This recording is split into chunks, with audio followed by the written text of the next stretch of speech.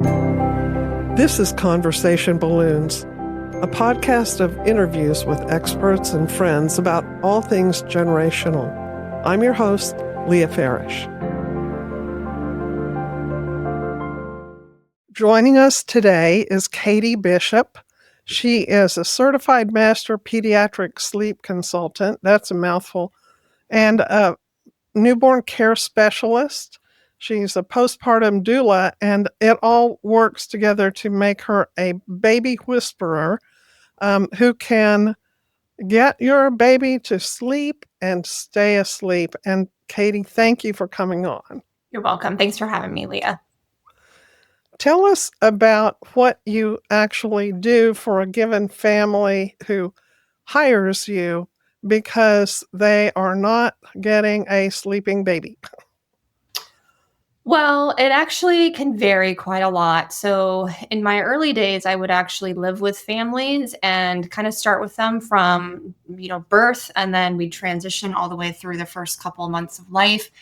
And then I sort of transitioned into doing a little bit more consulting work, staying local, consulting nationwide, but not traveling and living with families quite as much. So it can vary quite a lot in terms of what the families are wanting from a sleep perspective, but typically all families want help with their babies to sleep better, regardless of kind of where they're starting. So sleep is the name of the game, and the goal is just to optimize really for the whole family. Mm-hmm.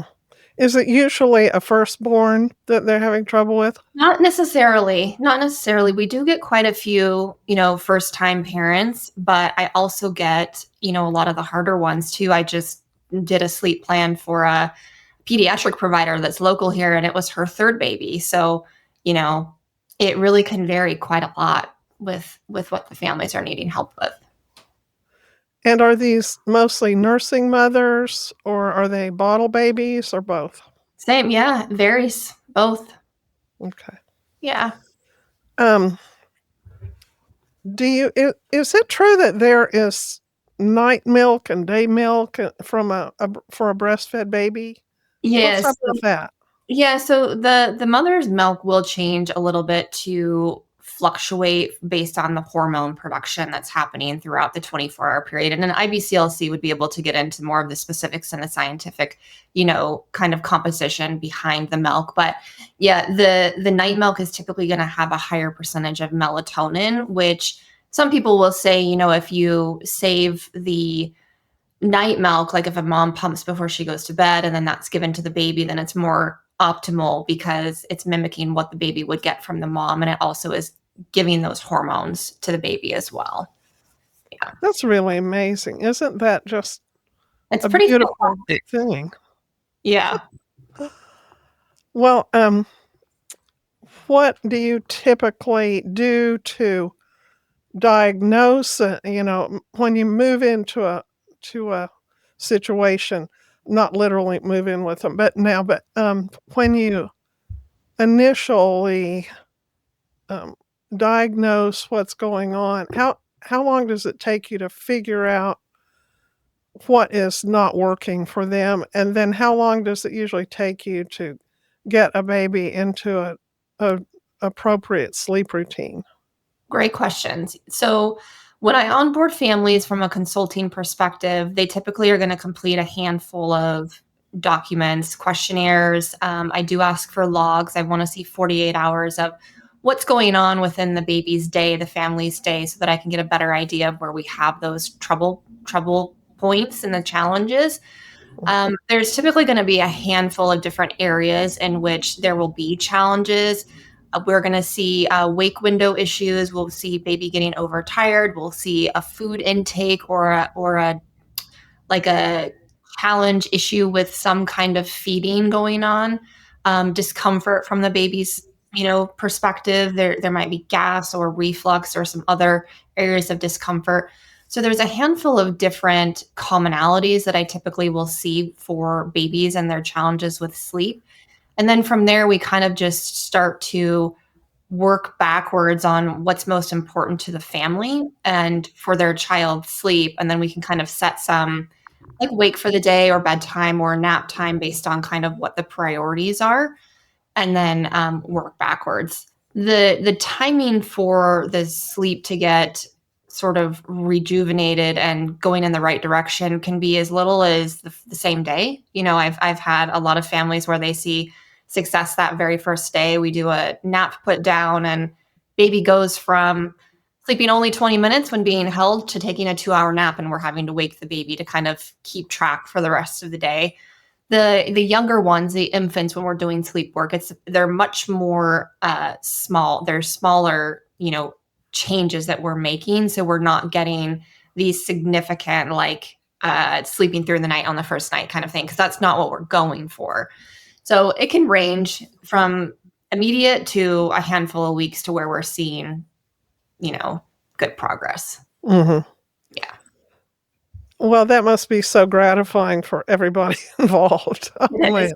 Yes. Yes. Especially for a family that's been struggling for many, many months. They will be quite relieved to just know that their child isn't broken and the child is actually able to sufficiently sleep. There's just a lot of tweaks that typically need to get made to help set Mhm. that baby up for success and really support it from a biological perspective, so that it can sleep and it wants to sleep, because at the end of the day they biologically are very driven to sleep well. Hmm. That's good to know. Yes. Yes, it is. What are some of the most common tweaks that you make? So kind of the challenge that I initially mentioned, so feeding, the routine needing to get adjusted so the wake windows aren't quite where they need to So be. yeah, so what do you do if the wake windows aren't right?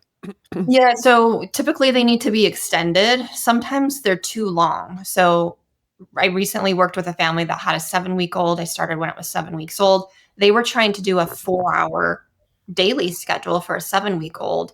And I said, hey, this is not very optimal for her biology. I think we need to adjust it a little bit. And they actually found that in doing that, the baby slept more and was a lot happier on those shorter wake windows versus them trying to push. Because a lot of times parents think, oh, the baby's not sleeping well. We just need to increase the wake windows and they'll be more tired and they should sleep better. Mhm. What tends to happen is the reverse. They tend to be overtired. And then because of that, we get cortisol spikes and it makes it really hard for the baby to actually be able to sleep well. So usually it's an increase in the wake window. Sometimes we need to kind of back off a little bit, but that's usually what I see. Okay. And then the bedtime, going for the long haul during the night, what are the most common changes that you make that help a baby sleep through the night when they're ready to? Yes, so this is a great question because a lot of families actually think that the way that we tackle nighttime sleep challenges are to address what's happening during the night. And that's actually not the case. So, in order to help the nighttime sleep improve, we actually really need to focus on what's going on during the day to support that baby's biology so that they can then start to sleep through the night. So, the nighttime sleep actually matures sooner than the naps will during the day. And it typically starts around 6 weeks of age. Once we can get to that point and we start to see a little longer stretches, continuing to facilitate what's going on during the day will actually help propel that nighttime sleep, those stretches to continue to increase. So typically we have 3 or 4 night feeds initially, and then we'll start to see it back off to 3 and then 2 and then 1. And they gradually just start to kind of fade out until you don't have any more night feeds. But it's all about the day. Everything, if a family wants a baby to sleep well, they need to look at what's going on during the day versus what's going on at night. And what else is involved besides getting those periods of stimulation, right? It's Mhm. managing how much stimulation and how long the baby is stimulated to stay awake during the day. Is Right. there anything else besides that? For the daytime, Yeah. yes. So feeding is really, really critical. Feeding is actually probably the number one roadblock that we run into, the thing that's going to cause the most sleep challenges. So typically I see underfeeding, or I see babies that are being fed something that is causing discomfort or in a manner that's causing discomfort. So, like if they're breastfeeding, they might have latch issues. They're taking in a lot of air. It's making the baby uncomfortable, so they can't settle. This is typically going to be in the earlier months, like 4 months and under. Sometimes we see that later on, but in the early days, we really do run into a lot of discomfort that can happen from feeding. And then in general, feeding issues when we have sleep challenges. Typically, we're going to see something underfeeding, too long of gaps in between, just not a full belly. Solid foods, when it's time to introduce solid foods, is another component. So there's a lot that goes into feeding. I think kind of like the take home for parents is that we have to remember that if a baby does not feed well, they will not sleep well. We can't get them to do long, sufficient naps or night stretches until we have, I call it a daily quota. Like they have an intake that they need to have each day. If they don't get it, then we really just need to plan on having some night feeds in there. Um, is it connected much with the mother's diet when it's a breastfed baby? Sometimes there can be challenges with like dairy. Dairy's probably the most significant. Really? Yeah, we'll see. And they call it CMPI, so cow's milk protein intolerance. And it's because babies are actually born with a leaky gut, meaning that the villi, we have little finger-like things in our guts that need to seal in order to protect things that should not be getting into the bloodstream, like proteins that can cause issues. Cow's milk protein is the most common issue that we have with babies and being discomfort or reactions that will be caused from the baby having that. And it gets into their bloodstream because their gut's not fully sealed. And the protein in general is just really hard for their digestive system, and it's pretty inflammatory. Mm-hmm. There's a handful of other foods that can be involved too and cause challenges too, but dairy is usually like the most common, issue that, or a food that a pediatrician, if they know what they're kind of doing, is going to recommend that a mom cut out. Typically, we'll see blood in the stool. We might see mucus in the stool. We might see hives or rashes, things like that, that are presenting on the skin. A lot of skin issues are going to be connected to internal sources. So eczema, rashes, hives, things like that, that will present within the skin. So if families are running into those types of things, the first thing they should do is look at the internal component. What is the source of the food the baby's being fed? And tell us about the uh, importance of. Is there a single caregiver usually in the picture when you help a family, or are these daycare babies or kids who've been in the care of someone else during the day and then they're at home at night and they're not sleeping at night?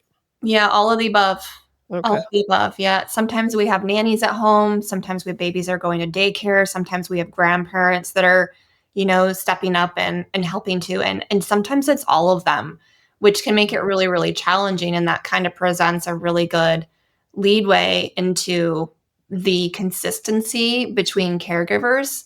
If Mm-hmm. if a baby doesn't have that, Mm-hmm. then they don't know what to expect Right. when they are being put down for sleep, or what the routine's going to be like, because it differs, right, from each person. So that's something that when we're working through the sleep process, I will, not only I'll do nanny training, grandparent training, I'll provide instructions for daycare or tips for daycare, but just making sure that we have a cohesive care network for the baby so that the progress can not only be achieved, but it can be sustained. Mm-hmm. So typically we'll start with just the parents, and then the parents will transfer what has been learned once the baby kind of has the fundamentals. So like I have one right now We started last Wednesday. The baby will go to daycare tomorrow for the first time. So we Mhm. try and do a handful of days with just the parents so we can get some foundations laid, and then we'll transfer it to either daycare or a nanny or a grandparent. Now, you've said elsewhere that the best sequence for an infant's lifestyle is eat, play, sleep, So I don't right? actually, yeah, I don't fully agree with that 100%. I think that when we have a newborn baby, if they wake up from a nap and then they are immediately stimulated or they do their playtime, they actually can fatigue out really, really quickly. And so if we don't feed them soon after they wake, they don't have the energy to eat. So we miss feeding time. And then they'll typically sleep for a short period of time and then want to wake up and eat because they didn't get a good feed. As the baby gets a little older, I really encourage my families to actually pay attention to when the baby is indicating that they're ready to eat. Generally speaking, it's going to be earlier in the wake window, but I don't necessarily want them to rush and just put the baby to the breast or pop a bottle in their mouth as soon as they get them out of the crib, because it typically leads to undedicated feeding. And then we end up with snack feeding all throughout the day. And then the baby doesn't have a full belly. So there's a level of satiation that doesn't come from, it's like if you were to eat just a piece of bread and all you ate was that piece of bread, and then 30 minutes later, or, three pretzels, 30 minutes later, you're like, I didn't eat anything. I'm hungry again. Your blood sugar's, dropping again. Mhm. You're ready to eat again. So we really want to make sure that we're trying to get dedicated full feeding so that baby has that satiation to carry them through until the next feed time. And I actually don't mind if families feed before baby goes down to sleep. I Mhm. just encourage them to not feed to sleep on a consistent basis if they're wanting to break any kind of pattern that's been developed, or association or requirement that they Mhm. have to be breastfed to sleep, essentially. And why don't you want them to feed to sleep, to fall asleep while they're eating? Yeah, so a level of drowsy is perfect, great. And we just want to have a minute or two of where that baby is not in a deep, deep sleep and they're being transferred into the crib when they're nice and drowsy. The first reason for that is that we want the baby to understand where they're falling asleep so that when Mm. they have those natural sleep cycle changes, they understand where they're at and they're not waking up like just they don't know where they're at and they're looking for help to go back to sleep. So they've been able to put themselves to sleep mostly, but they understand where they are when they wake us for a sleep cycle change.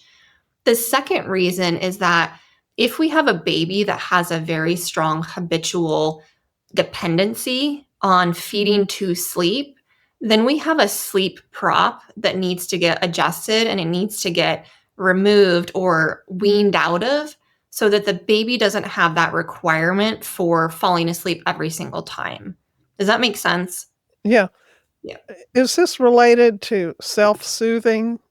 A little bit, but it's not quite the same thing. It's just creating a little bit of a break in kind of the pattern of feeding and the direct association to falling asleep and the connection that the baby makes in their brain with that being a requirement versus, it's part of the process to have a full belly to go down to sleep. And then I am able to actually, essentially what we're doing is we're meeting the need, right? We're meeting that child's need, making sure they have a full belly before they go down to sleep.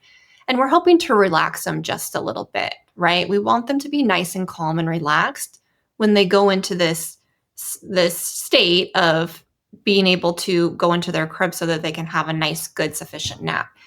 It's it's not the dependency or the requirement that they have to be attached to the breast or the bottle. We're essentially filling a need. We're filling that food need and also the soothing need with sucking a little bit to help relax them. So I Mhm. always encourage parents, offer a top off before they go down, or if it's a structured primary feed, give them that primary feed. But then as they start to get dozy, help keep them kind of a little bit alert, take them off the bottle, set them up to burp them for a minute, get them back on, see if they want any more. And if they're truly done and relaxed, go ahead and put them up on your shoulder and burp them a few times and just rock with them for a couple minutes. You want the whole thing to feel really good. But for a baby that has a dependency on, that association of having to be attached to the breast and being in I'm talking like a 10 or a 20-minute deep state of like they are completely out and they're going into the crib, it's a different dynamic altogether. Hmm. Um, let's talk some more. I'll quiz you on several of these sleep props and see what you think. Absolutely. Um, like the snoo or first of all, swaddling. What do you think of swaddling? So swaddling, I don't view as a prop. I view it as a requirement early on because a baby has a startle reflex. It's called the Moro reflex. This is Mhm. a primitive reflex, and with the AAP guidelines, there's a whole avenue that we could go down there with AAP guidelines. But because we have those guidelines, and babies are supposed to be put on their back, the best way I can describe it is that if you have a turtle that's on its back, all it wants to do is flip itself over and regulate. An infant is kind of the same thing. Neurologically, there's a lot of contact points on the front side of the body that help the nervous system to regulate. And when that baby can move their arms freely and kick freely, and they don't have the control to handle all of those movements, it really upsets their nervous system. So we swaddle out of necessity to help regulate the infant. Otherwise, they would literally not. Like, I've had one baby in 10 and a half years that did well from very early on, not being swaddled consistently.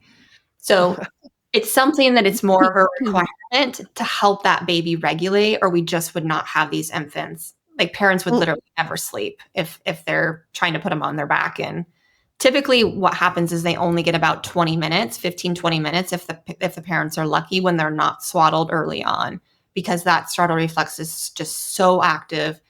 And the sleep cycles when they're an infant are very immature.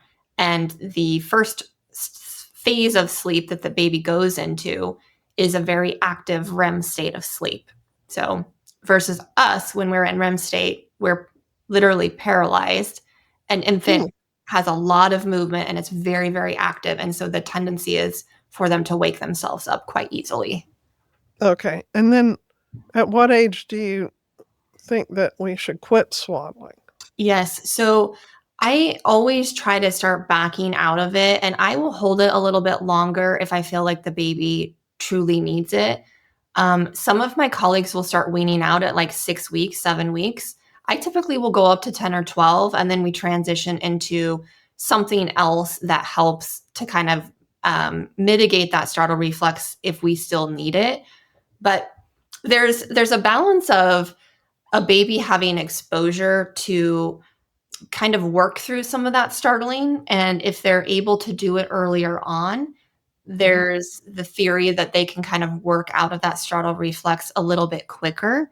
So I always take it with, evaluating how the baby is doing. And if the baby is starting to give me some indication that we can back off a little bit, or maybe we don't need to use it quite as much, or maybe we can forego one nap here or there type of thing, then we'll start to kind of wean out of it at that time.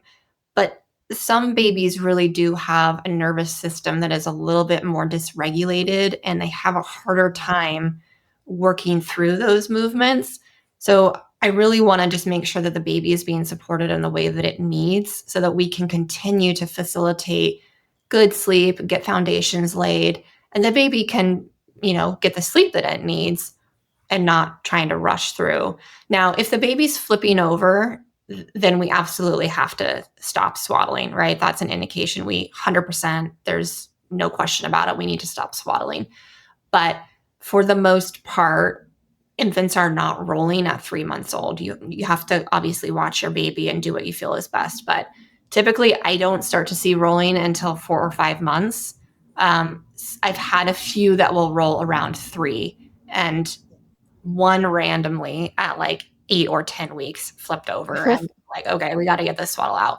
But typically, we're going to have some indications that they're trying to prep themselves for rolling. Okay. What about sound machines? Sound machine I do like.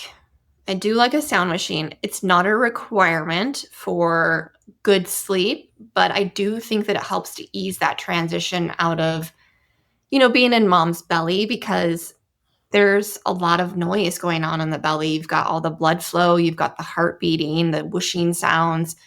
Um, it's, I think, from what I remember, like 90 decibels, which is about the level of a siren, from an ambulance or a fire engine or something, which is quite loud. So it's very soothing for a baby to have kind of that noise because they've been used to it in utero for 9 months. And I think that there's benefit to especially busier households where we have small homes, there's not a lot of space, there's a lot of noise, dogs barking, somebody's in the kitchen cooking, doorbells ringing, all these things. And sometimes the babies are just a little bit more sensitive to that. So, Mhm. again, parents can always assess and see how their child is doing, but typically I find that most of them, as long as it's more of a brown noise and it's a consistent level of noise versus something that's got like peaks and valleys. Ocean waves would be one, birds chirping would be another. Um, That's not good, or it's not as that's not it's not as recommended? ideal. Yeah, in my opinion, it's not. Kind of in the research that I have done, Mhm, there's some level of brain activity that will be maintained when we have those fluctuations in the sound levels, and it can prevent the baby from getting into those deeper stages of sleep more consistently. So I do find I just went over this with a family I was working with last week, and she said, oh yeah, I actually really like, they had it on ocean waves or something, and I had her switch it to a brown noise, which is a low level, you know, constant noise. And she was like, "Oh yeah, that's actually really, really relaxing." mm, Yeah, I do like white noise. yeah, and, is there a time when they get to be, walking or preschooler that, a sound machine is probably not good for a child? I don't think so. I think it's just a matter of a family determining if it's something that they, want to continue to use. I personally use a white noise machine. I'm not a very deep sleeper. And I think that, we have babies that are the same way. We have different personalities with our sleep. Mhm, And there's nothing detrimental about it as long as we're observing the noise level. So we want to keep it like 50, around 50 decibels. Some will go up to 60. The hospitals will typically have a requirement that it's under 50. But um, as long as we're observing, the recommendations for the safety of the noise level, then there's no risk in doing damage or anything long mm, term, as long as the family's okay with the sort of the habitual component of that noise. yeah, and what about the snoo bed or beds that create movement for the whole body of the infant? Right. I think that some families really can use the assistance from these devices to help elongate some of the stretches of sleep where we're just having normal sleep cycle transfers, and it's common for the babies and very biologically normal for them to kind of wake up more out of those. So what I'm referring to is, I think that there's a benefit to having some of these devices, but we don't want to overuse them to the point where it's taking away from caregiver interaction with the child and just relying on a machine to do it. It's kind of controversial in my group of colleagues because parents can overuse them, and then we have a hard time getting babies out of them because the babies do really start to rely on that. Or we have families like I had a few years ago where their baby is getting to the point where it's just too big to be in there. So this baby was like 6 months old. And I contacted the company. I said, what's the upper age range of the recommendation for use in your product? And they told me like 5.5 months max. And the reason for that is they start to outgrow it. And then if you're strapping a baby down that's trying to roll and get comfortable, then you're impeding the development of the infant.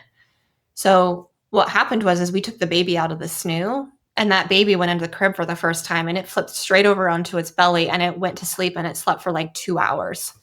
Oh. So it's things like that where you really have to be cognizant of the use and how appropriate it is for the age of the baby, and keeping that in mind, right? Parents can kind of get trapped in the use of some of these devices, and then we can not only compromise the development, also the safety of the baby long term. Yeah.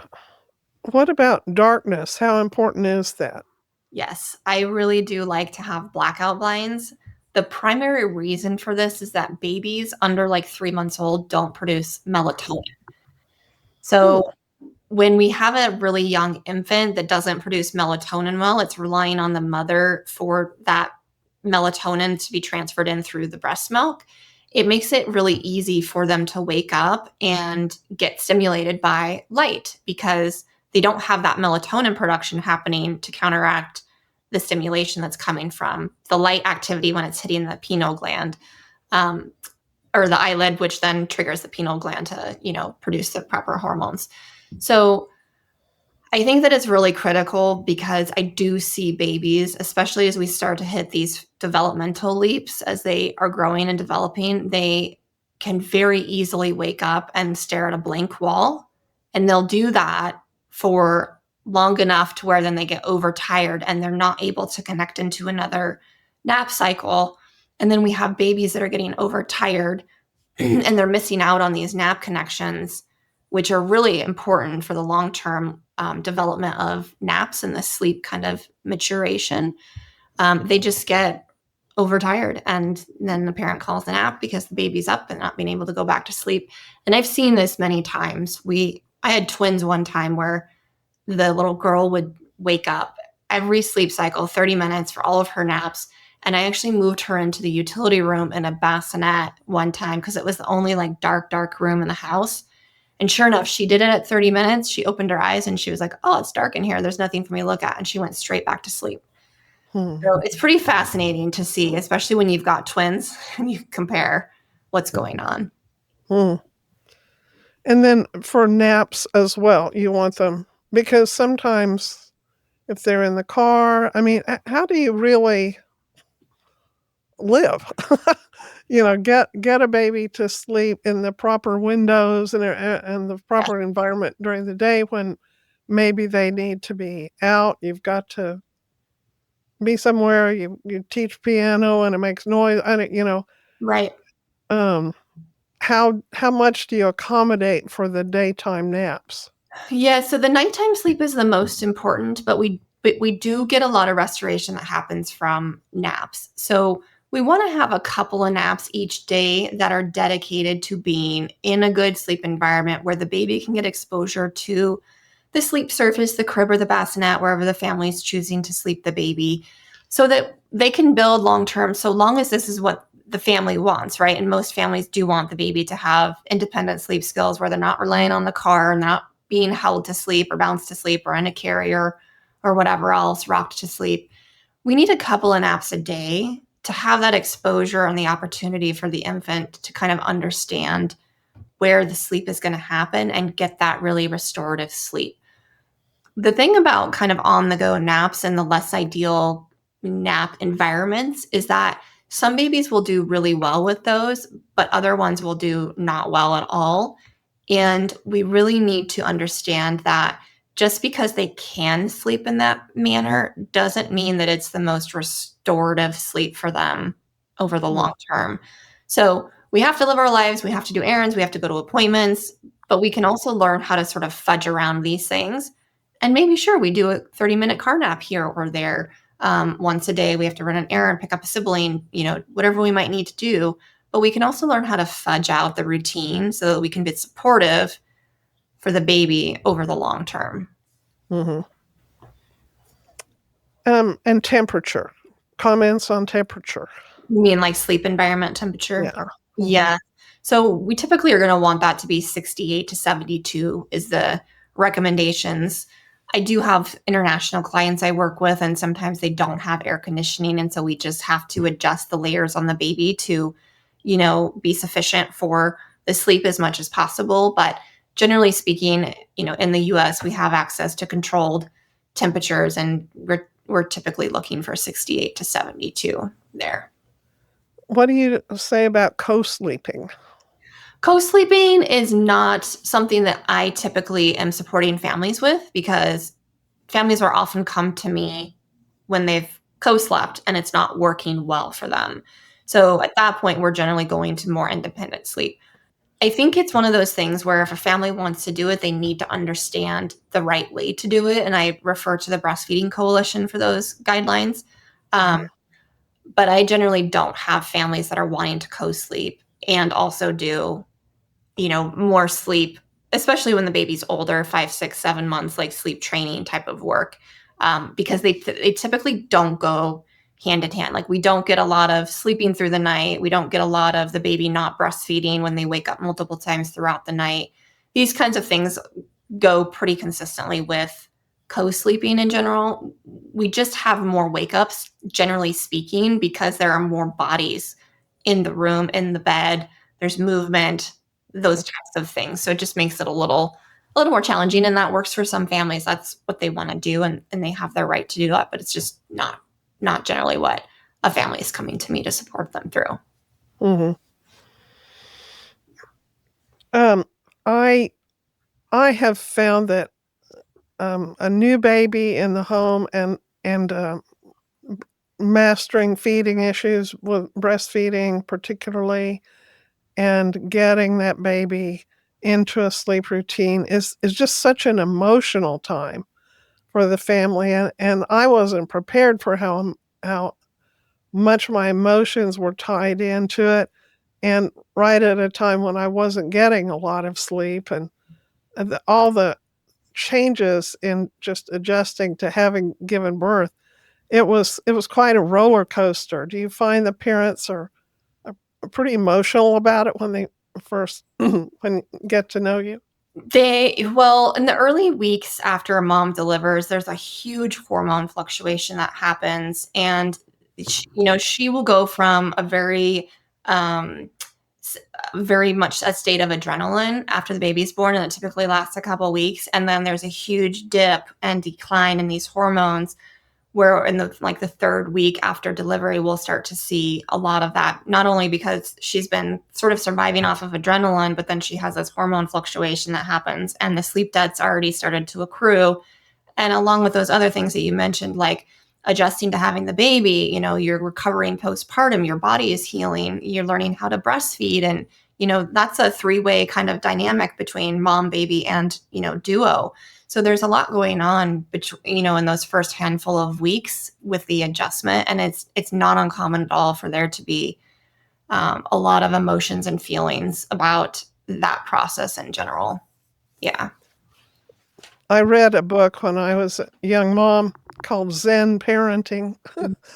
Back then, that was kind of an accepted approach, and one thing that was really helpful to me for days when nursing wasn't going well or sleep wasn't going well, and I was just so scared, like you said, that my baby was broken, or that I was broken, and how are we ever gonna make it? How am I gonna get this child nourished and rested? And it was scary, and this book said, "A baby needs peace more than sleep.